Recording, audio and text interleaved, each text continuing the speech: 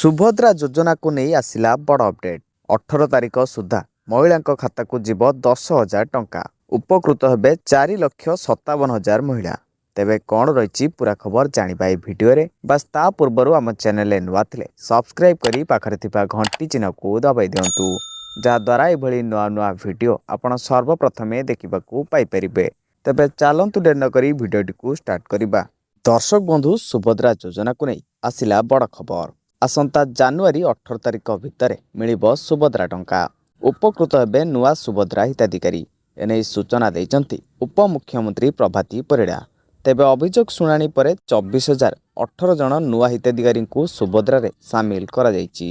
ଉପମୁଖ୍ୟମନ୍ତ୍ରୀ ପ୍ରଭାତୀ ପରିଡ଼ା କହିଛନ୍ତି, ଏଯାଏ ସୁଭଦ୍ରା ଯୋଜନାରେ ମୋଟ 4,57,681 ଜଣ ମହିଳା ସାମିଲ ହୋଇସାରିଛନ୍ତି। ତାଙ୍କ ଭିତରୁ ନୂଆ କରି 1,78,398 ଜଣ ମହିଳାଙ୍କୁ ସାମିଲ କରାଯାଇଛି।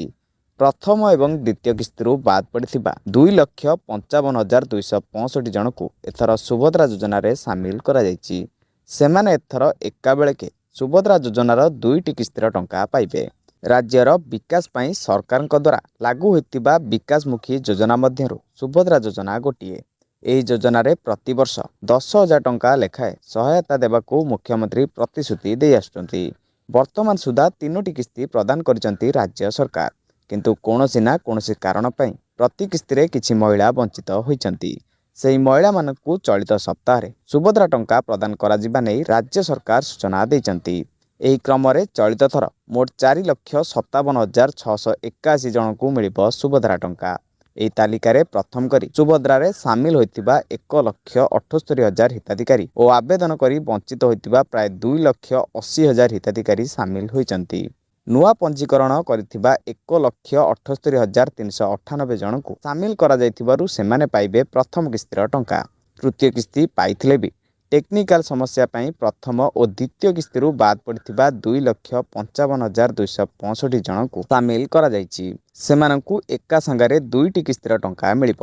ସେହିପରି ଅଭିଯୋଗ ଶୁଣାଣିରେ 24,018 ଜଣ ହିତାଧିକାରୀଙ୍କୁ ସୁଭଦ୍ରାରେ ସାମିଲ କରାଯାଇଛି।